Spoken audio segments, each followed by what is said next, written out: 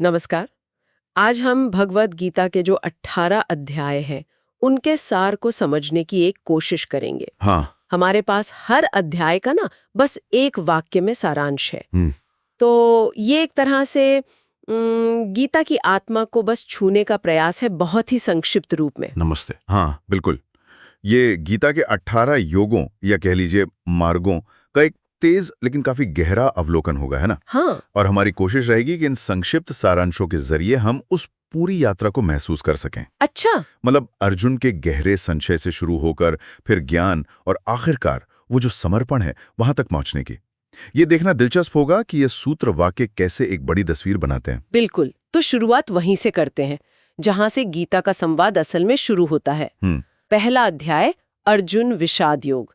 इसका सारांश ये कहता है कि अर्जुन युद्ध भूमि में अपने प्रियजनों को विरोधी पक्ष में देखकर गहरे दुख और भ्रम में पड़ गया है।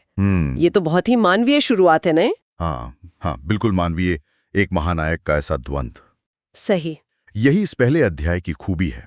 ये कोई सीधी आध्यात्मिक चर्चा से शुरू नहीं होता, बल्कि एक बेहद वास्तविक मानवीय संकट से। कर्तव्य क्या है, अपनों के विरुद्ध कैसे लड़ा जाए, ये वो सवाल हैं जिनसे अर्जुन जूझ रहा है। और देखा जाए तो यही कृष्ण के उपदेशों के लिए जमीन तैयार करता है। अच्छा। ये विषाद ही एक तरह से ज्ञान का द्वार बन जाता है। और फिर तुरंत दूसरे अध्याय में सांख्य योग में कृष्ण जवाब देना शुरू कर देते हैं। बिल्कुल। सारांश बताता है कि कृष्ण अर्जुन को आत्मा की अमरता और बिना आसक्ति के अपने धर्म यानी कर्तव्य का पालन करने की शिक्षा देते हैं। ये तो मतलब सीधे समाधान की ओर एक बड़ा कदम लगता है। बिल्कुल, और ये गीता का आप कह सकते हैं दार्शनिक आधार है। कृष्ण तुरंत अर्जुन के शोक का जो कारण है, यानी शरीर और रिश्तों का मोह, उसी पर चोट करते हैं। वो समझाते हैं कि देखो, जिसे तुम मैं और मेरा समझ रहे हो वो नश्वर शरीर है, जबकि आत्मा वो तो शाश्वत है, उसे कोई मार नहीं सकता। हाँ। और यहीं पर निष्काम कर्म का पहला बीज बोया जाता है। अच्छा, निष्काम कर्म। हाँ। कर्म करो, फल की चिंता मत करो, क्योंकि तुम्हारा अधिकार केवल कर्म पर है। निष्काम कर्म, ये शब्द तो फिर बार बार आता है ना? हाँ। अगले 3 अध्याय, जैसे तीसरा कर्म योग, फिर चौथा ज्ञान कर्म संन्यास योग और 5वां कर्म संन्यास योग, ये सब तो कर्म के इर्द गिर्द ही घूमते लगते हैं। इनमें क्या कोई मतलब विकास है या अंतर है? हाँ हाँ, बहुत महत्वपूर्ण विकास है इसमें। देखिए, तीसरा अध्याय कहता है कि कर्म करना अनिवार्य है, मतलब निष्क्रियता से कर्म बेहतर है। ठीक है। लेकिन कर्म यज्ञ की भावना से, निस्वार्थ भाव से होना चाहिए। फिर चौथा अध्याय इसमें ज्ञान का तत्व जोड़ता है। ज्ञान का तत्व। हाँ, कृष्ण कहते हैं कि सच्चा कर्म वही है जो ज्ञान पर आधारित हो। वे ये भी बताते हैं कि वे स्वयं धर्म की स्थापना के लिए अवतरित होते हैं और कर्म के रहस्य को समझाते हैं। और 5वां अध्याय कर्म संन्यास योग, इसका सारांश तो कहता है कि सच्चा त्याग काम छोड़ना नहीं, बल्कि अहंकार और इच्छा के बिना काम करना है। हाँ, ये तो सन्यास की जो आम धारणा है उससे काफी अलग लगता है। निश्चित रूप से गीता यहाँ सन्यास को आप कह सकते हैं फिर से परिभाषित करती है। अच्छा। असली सन्यासी वो नहीं जो जंगल भाग जाए, बल्कि वो है जो दुनिया में रहकर अपने सारे कर्तव्य निभाते हुए भी मन से मैं करता हूं और मुझे फल चाहिए, इन भावों का त्याग कर दे। कर्मयोग और ज्ञान योग दोनों का लक्ष्य एक ही है, आसक्ति से मुक्ति। तो 5वां अध्याय इसी समन्वय पर जोर देता है। तो मतलब कर्म के मार्ग के बाद क्या दिशा थोड़ी बदलती है? छठा अध्याय ध्यान योग है। हाँ, जिसका सारांश मन को नियंत्रित करने और ध्यान से स्वयं को एकीकृत करने की बात करता है। हाँ, अब जोर जो है वो बाहरी कर्म से हटकर आंतरिक साधना पर आता है। अच्छा। क्योंकि देखिए, कर्म और ज्ञान को साधने के लिए मन का शांत और एकाग्र होना तो जरूरी है ना? हाँ, बिल्कुल। ध्यान योग वही सिखाता है कैसे अपने चंचल मन को वश में किया जाए, कैसे इंद्रियों को नियंत्रित कर आत्मा में स्थिर हुआ जाए। ये आत्मसंयम का मार्ग है जो आगे के ज्ञान और भक्ति के लिए एक तरह से आवश्यक पृष्ठभूमि तैयार करता है। इसके बाद के अध्याय, जहां तक मैंने देखा, वो ईश्वर के स्वरूप और ज्ञान पर ज्यादा केंद्रित लगते हैं। हाँ। जैसे 7वां अध्याय ज्ञान विज्ञान योग, यहाँ कृष्ण अपनी परम प्रकृति को अंतिम सत्य बताते हैं। और फिर 13वां अध्याय भी है क्षेत्र क्षेत्रज्ञ विभाग योग, सही। जो शरीर यानी क्षेत्र और आत्मा यानी क्षेत्रज्ञ के ज्ञान की बात करता है। बिल्कुल। 7वें अध्याय से ईश्वर के तात्विक स्वरूप का वर्णन शुरू होता है। कृष्ण बताते हैं कि कैसे सब कुछ उन्हीं से उत्पन्न होता है, वही परम सत्य है, लेकिन माया के कारण लोग उन्हें पहचान नहीं पाते। और 13वां अध्याय इसी ज्ञान को और गहरा करता है। वो क्षेत्र यानी ये शरीर, प्रकृति, मन, बुद्धि, इनको परिभाषित करते हैं, और क्षेत्रज्ञ यानी वो चेतना जो इस सबको जानती है, आत्मा। हाँ, इन दोनों के भेद को समझना ही सच्चा ज्ञान है, और यही मुक्ति का मार्ग खोलता है। इसी कड़ी में शायद 14वां अध्याय गुणत्रय विभाग योग भी आता है। बिल्कुल। सारांश कहता है कि प्रकृति के 3 गुण सत्व, रजस, तमस आत्माओं को बांधते हैं और उनसे ऊपर उठना जरूरी है। ये गुण क्या है और ये क्षेत्र क्षेत्रज्ञ से कैसे जुड़ते हैं? हाँ, ये समझना जरूरी है। ये जो 3 गुण हैं, सत्व मतलब अच्छाई, प्रकाश, रजस मतलब क्रिया, जुनून, और तमस मतलब अंधकार, जड़ता, यही उस क्षेत्र यानी प्रकृति की मूल शक्तियां हैं। अच्छा। ये हमारे स्वभाव, हमारे कर्म, हमारी बुद्धि, सब कुछ को प्रभावित करते हैं और आत्मा को शरीर से बांधे रखते हैं। तो 14वां अध्याय इन गुणों के लक्षणों को बताता है और इनसे पार जाने का तरीका भी। इनसे ऊपर उठकर ही आत्मा अपने शुद्ध स्वरूप यानी क्षेत्रज्ञ को पहचान पाती है। ये समझना जरूरी है कि हम सब कैसे इन गुणों के प्रभाव में हैं। ये तो प्रकृति और आत्मा का बहुत ही गहरा विश्लेषण है। हाँ। अब आते हैं भक्ति और ईश्वर के विराट रूप पर। 9वां अध्याय है राजविद्या राजगुह्य योग। हाँ, राजविद्या राजगुह्य योग। राजकीय ज्ञान और रहस्य। सारांश कहता है कृष्ण अपनी सर्वव्यापी उपस्थिति और भक्ति की महानता बताते हैं। हाँ, इसे ज्ञान का राजा और सबसे गोपनीय कहा गया है। अच्छा। यहाँ कृष्ण भक्ति के मार्ग को खोलते हैं। वो कहते हैं कि जो अनन्य प्रेम से उन्हें भजते हैं, उनका योगक्षेम मतलब अप्राप्त की प्राप्ति और प्राप्त की रक्षा वे स्वयं वहन करते हैं। वाह। यह ज्ञान इसलिए गोपनीय है क्योंकि ये शायद तर्क से ज्यादा श्रद्धा और समर्पण पर आधारित है। और फिर 10वां अध्याय विभूति योग। इसमें कृष्ण अपनी दिव्य अभिव्यक्तियों की सूची देते हैं, जैसे हाँ विभूतियां।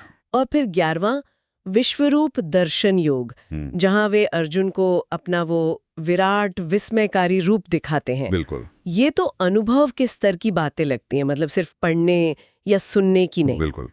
10वें अध्याय में कृष्ण बताते हैं कि संसार की हर श्रेष्ठ और अद्भुत चीज में उन्हीं का अंश दिखना चाहिए, जैसे पर्वतों में हिमालय, नदियों में गंगा वगैरह वगैरह। ये भक्त को हर जगह ईश्वर को देखने की दृष्टि देता है। और 11वां अध्याय तो वो तो चरम बिंदु है। अर्जुन की प्रार्थना पर कृष्ण उसे दिव्य दृष्टि देते हैं और वो उनके उस विराट रूप को देखता है जिसमें अनंत ब्रह्मांड, देवता, सब कुछ समाहित है।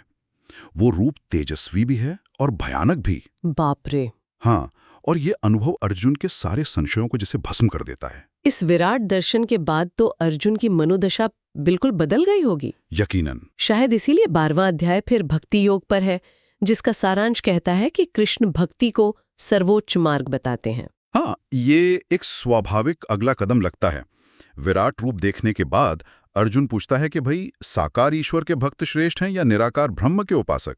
तो कृष्ण यहाँ स्पष्ट रूप से सगुण भक्ति यानी प्रेम और समर्पण से ईश्वर के साकार रूप की उपासना को ज्यादा सुगम और श्रेष्ठ बताते हैं, खासकर आम साधक के लिए। अच्छा। वे भक्त के लक्षणों का भी वर्णन करते हैं, जो सबसे प्रेम करता है, जिसमें समता का भाव है, इत्यादि। गीता में ईश्वर के स्वरूप की चर्चा और भी है। मुझे याद आ रहा है 8वां अध्याय अक्षर ब्रह्म योग। हाँ, अक्षर ब्रह्म योग। वो अविनाशी ब्रह्म और मृत्यु के समय ईश्वर स्मरण की बात करता है। सही। और 15वां अध्याय पुरुषोत्तम योग, ये कृष्ण को नाशवान और अविनाशी दोनों से परे सर्वोच्च पुरुष कहता है। सही कहा। 8वां अध्याय मृत्यु के क्षण के महत्व पर जोर देता है कि अंत समय में व्यक्ति जिस भाव का स्मरण करता है उसी को प्राप्त होता है। इसीलिए जीवन भर ईश्वर का स्मरण जरूरी है। और 15वां अध्याय वो सृष्टि की तुलना एक उल्टे पीपल के पेड़ से करता है, संसार वृक्ष से। हाँ, सुना है। जिसकी जड़ें ऊपर हैं ईश्वर में और शाखाएं नीचे। कृष्ण कहते हैं कि वे स्वयं पुरुषोत्तम हैं, जो क्षर यानी नाशवान प्रकृति और अक्षर यानी अविनाशी आत्मा दोनों से परे हैं। अच्छा। और इस संसार वृक्ष को वैराग्य रूपी शस्त्र से काटना होता है। और जीवन जीने के जो व्यवहारिक पहलू हैं उन पर भी जोर है। 16वां अध्याय दैवासुर संपद विभाग योग। हाँ, ये दिव्य और आसुरी गुणों में भेद करता है और 17वां अध्याय श्रद्धात्रय विभाग योग, वो 3 तरह की श्रद्धा की बात करता है। हाँ, 16वां अध्याय तो एक तरह से नैतिक दिशा निर्देशिका जैसा है। अभय, सत्य, अहिंसा, त्याग जैसे गुण देवी संपदा हैं जो मुक्ति की ओर ले जाते हैं। और आसुरी? जबकि दंभ, दर्प, क्रोध, अज्ञान ये आसुरी संपदा हैं जो बंधन में डालते हैं। और 17वां अध्याय बताता है कि हमारी श्रद्धा भी सात्विक, राजसिक या तामसिक हो सकती है। हाँ, और यही श्रद्धा हमारे भोजन, यज्ञ, तप और दान के स्वरूप को निर्धारित करती है। सही श्रद्धा यानी सात्विक श्रद्धा आध्यात्मिक प्रगति के लिए जरूरी है। और फिर अंत में 18वां अध्याय मोक्ष संन्यास योग। हाँ, समापन। सारांश कहता है कि कृष्ण सभी शिक्षाओं का सार देते हुए अर्जुन से पूर्ण समर्पण करने को कहते हैं। ये एक तरह से पूरी गीता का निचोड़ है। बिल्कुल। ये अध्याय पिछली सारी शिक्षाओं को कर्म, ज्ञान, भक्ति, त्याग, गुण सबको समेटता है। कर्म के त्याग और कर्म फल के त्याग के बीच का जो महीन अंतर है उसे स्पष्ट किया जाता है। विभिन्न योग मार्गों का सार प्रस्तुत किया जाता है और अंत में कृष्ण वो सबसे गुह्य वचन कहते हैं, सर्वधर्मान परित्यज्य मामेकम शरणम व्रज अहम त्वा सर्व पापेभ्यो मोक्ष्ययिष्यामि मा शुचः। हाँ, ये श्लोक तो बहुत प्रसिद्ध है। बिल्कुल। सब धर्मों यानी कर्तव्यों के आश्रय को त्याग कर केवल मेरी शरण में आओ, मैं तुम्हें सब पापों से मुक्त कर दूंगा, शोक मत करो। ये परम आश्वासन सुनकर अर्जुन का मोह नष्ट हो जाता है और वो कहता है, करिष्ये वचनम तव, मैं आपकी आज्ञा का पालन करूंगा। हाँ। तो ये थी भगवद गीता के 18 अध्यायों के सूत्रों के माध्यम से एक यात्रा। हाँ, एक संक्षिप्त यात्रा। अर्जुन के विषाद और मानवीय दुविधा से शुरू होकर फिर कर्म, ज्ञान, ध्यान, भक्ति के विभिन्न आयामों को छूते हुए ईश्वर के विराट स्वरूप का दर्शन कर, गुणों को समझकर और अंत में पूर्ण समर्पण और मोक्ष के आश्वासन तक। ये सारांश वाकई हर अध्याय की दिशा तो दिखाते हैं। हाँ, दिखाते हैं। पहले अध्याय ने मंच तैयार किया, बीच के अध्यायों ने विभिन्न मार्ग और दर्शन प्रस्तुत किए, आत्मज्ञान, कर्म का सिद्धांत, ईश्वर की सर्वव्यापकता, भक्ति का माधुर्य, प्रकृति के गुणों का विश्लेषण, और 18वें अध्याय ने सबको समेटकर अंतिम संदेश दिया, शरणागति। हर अध्याय अपने आप में पूर्ण होते हुए भी एक दूसरे से जुड़ा हुआ है, जैसे एक सीढ़ी की तरह ऊपर उठता हुआ। सही कहा।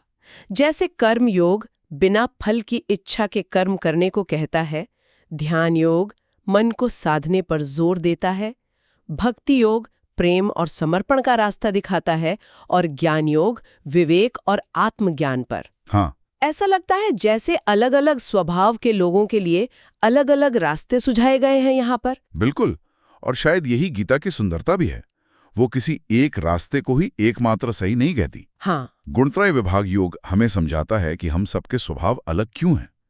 विश्व रूप दर्शन ज्ञान और भक्ति दोनों को गहरा करता है।